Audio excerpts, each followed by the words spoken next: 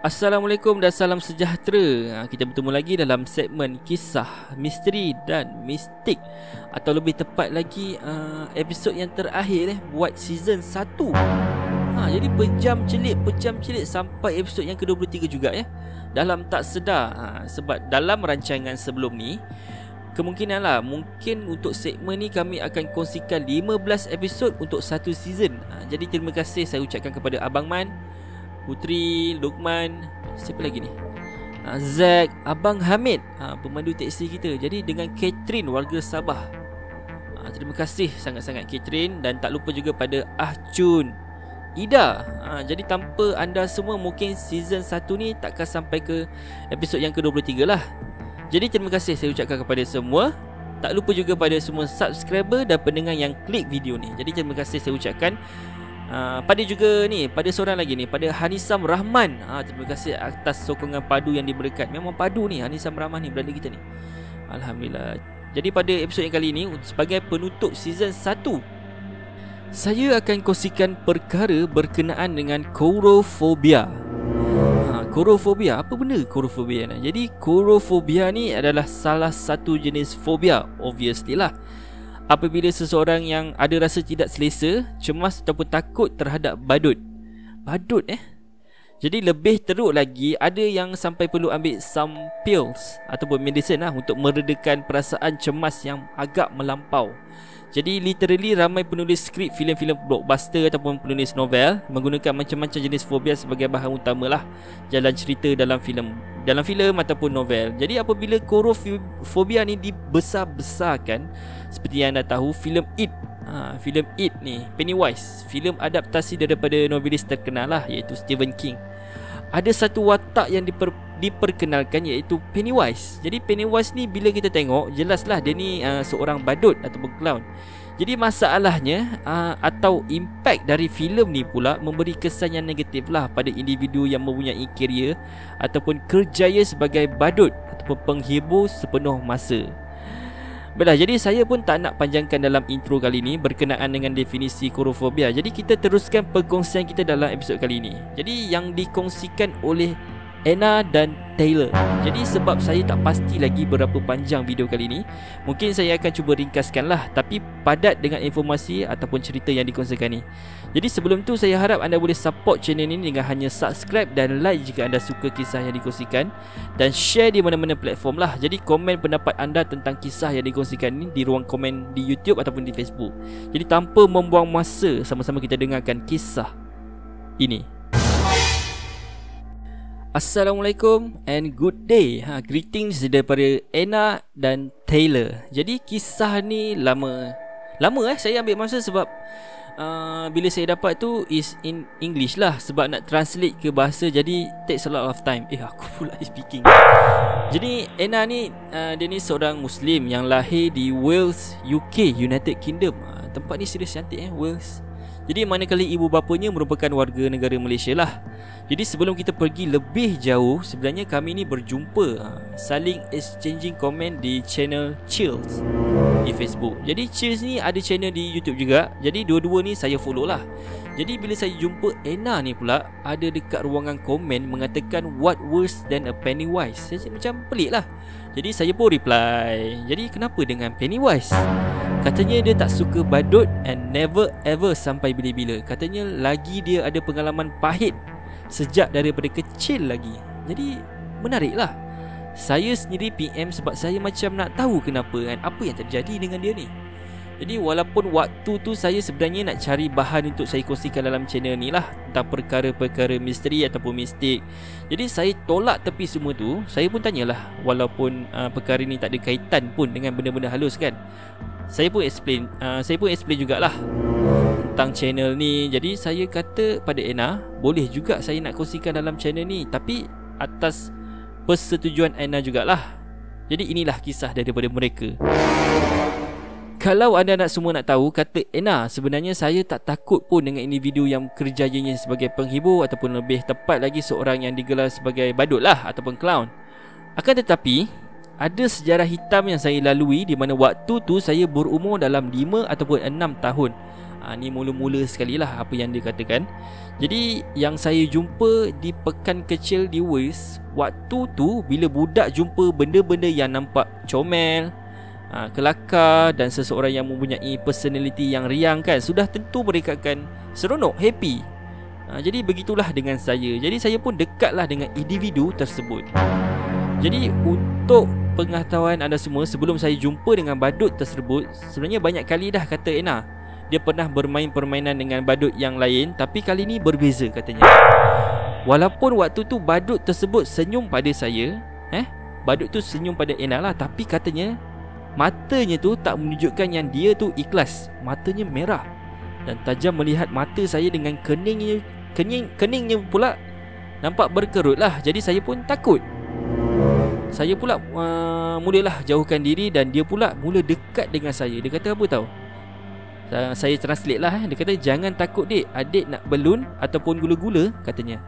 Jadi kata badut tu pada saya sambil dia hulurkan tangannya lah untuk mengajak saya. Saya pula waktu tu lurus lah. Kata Ena, I was foolish katanya. Saya pun hulurkan tangan saya. Jadi sakit sampai saya terpekik dan menangis. Tapi ibu bapa saya pula waktu tu masih dalam grocery store lah. Tapi ada beberapa gentleman katanya yang membantu jauhkan saya daripada badut tu. Tapi badut tu pula nafikan yang dia ni cuba cederakan saya. Akhirnya dia pun pergilah. Tapi dia masih pandang saya daripada jauh dan nampak dia macam mengetap giginya tu. Nampak macam dia masih berdendam dengan saya. Tapi benda apa yang saya buat sampaikan dia buat saya macam tu? Jadi apa motif dia? Waktu tu saya memang dah tertanya-tanya lah, kata Ena. Tapi bukan tu je. Boleh dikatakan lepas kejadian tu, semua badut yang saya jumpa mesti ada sesuatu yang mereka pendam ataupun rahsiakan, kata Ena. Antaranya katanya apabila saya hadiri birthday party, salah satu birthday party lah, mereka ada mengupah lah badut untuk hiburkan kanak-kanak yang hadiri birthday party. Jadi apa yang berlaku, kebetulan saya nak ke halaman belakang rumah tu di mana birthday party tu diadakan.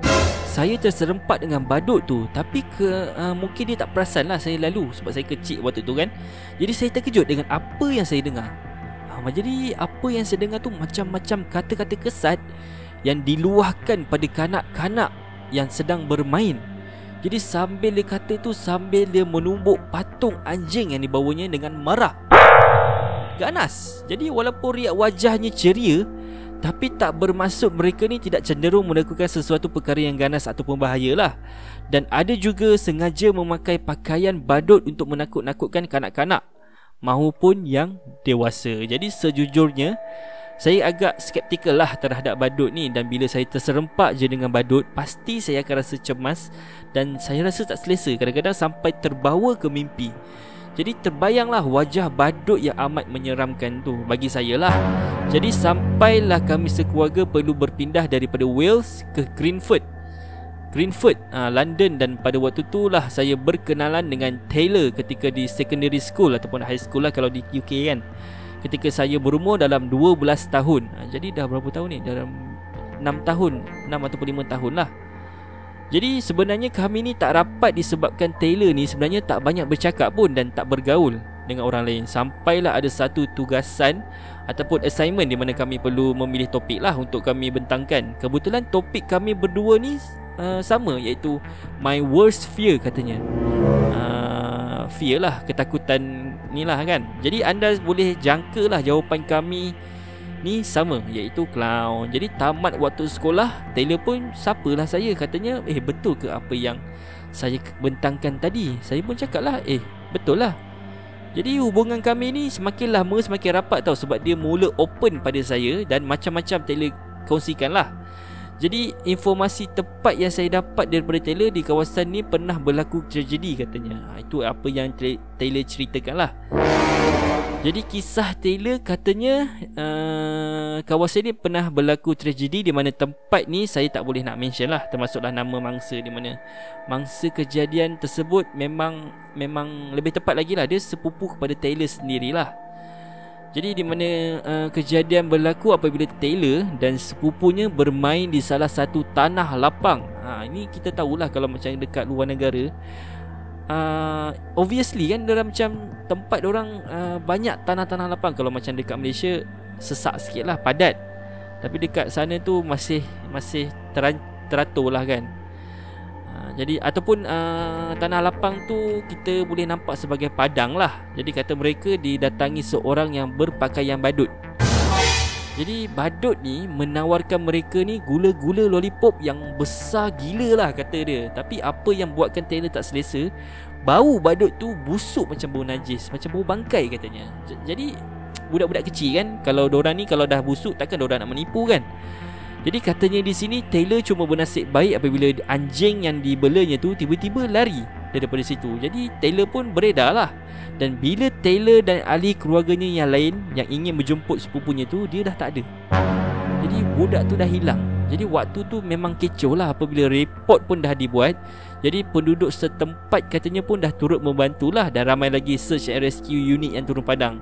Jadi selepas 6 hari para pendengar semua, 6 hari bayangkan, Penduduk setempat dikejutkan oleh berita lah penemuan mayat seorang budak yang hampir reput sepenuhnya.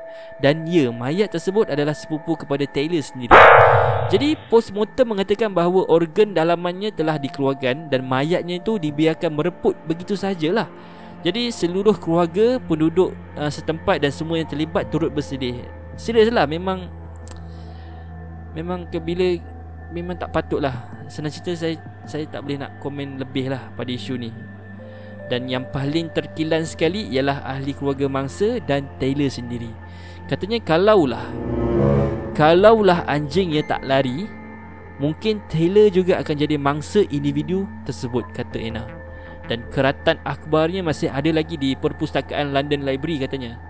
Jadi peristiwa tersebut betul-betul beri kesan yang mendalam lah pada Taylor sehingga kan menyebabkan beliau ni trauma dan terus ada perasaan takut apabila bersemukalah dengan badut. Jadi sebagai seorang kawan, kata Anna, walaupun dari jauh Taylor nampak maskot badut, boleh nampak yang Taylor ni mula menggeletar tau. Dan ada satu masa tu apabila dalam mall, kata Anna, secara macam spontan tak sengaja ada maskot badut restoran fast food lah.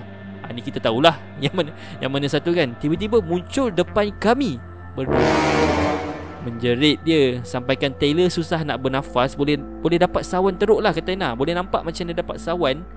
Jadi selepas Taylor ditenangkan, Taylor akan consume ataupun makan pil untuk tenangkan diri. Sampai macam tu sekali. Dia punya ekstrim tu sampai macam tu sekali. Kalau nak diikutkan, tahap fobia saya ni mungkin berada di tahap yang rendah lah, kata Anna. Jadi fobia ni bukan perkara yang boleh dibuat main-main lah. Jadi sehingga kini Taylor ni kerap berjumpa dengan psikoterapis katanya untuk membantunya supaya Taylor boleh cuba hidup dengan manusia biasa dengan normal lah.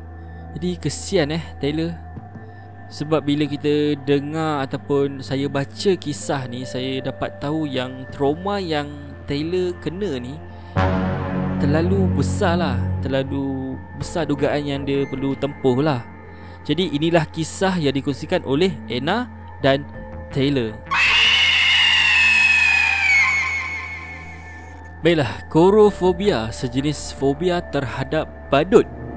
Baiklah, sebenarnya bila saya baca kisah Anna ni, saya sebenarnya 50-50 tahu nak share ke tak sebab banyak sebab banyak sangat benda yang buruk yang terjadi. Jadi kata-kata kesat, ada juga pihak A menyalahkan pihak B. Tapi benda ni saya tak mahu sebutkan lah, sebab bagi saya benda tu tak mengubah pun jalan cerita yang dikongsikan ni. Jadi inilah pengalaman yang mereka yang derita hadapi coulrophobia. Jadi kisah kali ni berbeza daripada sebelum ni lah, sebab tak ada unsur pun makhluk halus, tapi lebih pada thriller. Tapi bagi saya sekurang-kurangnya kita belajar tema yang baru iaitu coulrophobia. Dan daripada kisah kali ini kita tahu bagaimana teruknya penderitaan mental dan kesannya pada individu. Jadi samalah kes-kes histeria ataupun kes rasukan. Sebab bila mental kita dah lemah, maksudnya makin lemahlah kekuatan mental kita ni, makin senanglah kita diganggu. Jadi baiklah, alhamdulillah episod pada kali ini merupakan penamat bagi season 1 segmen kisah misteri dan mistik.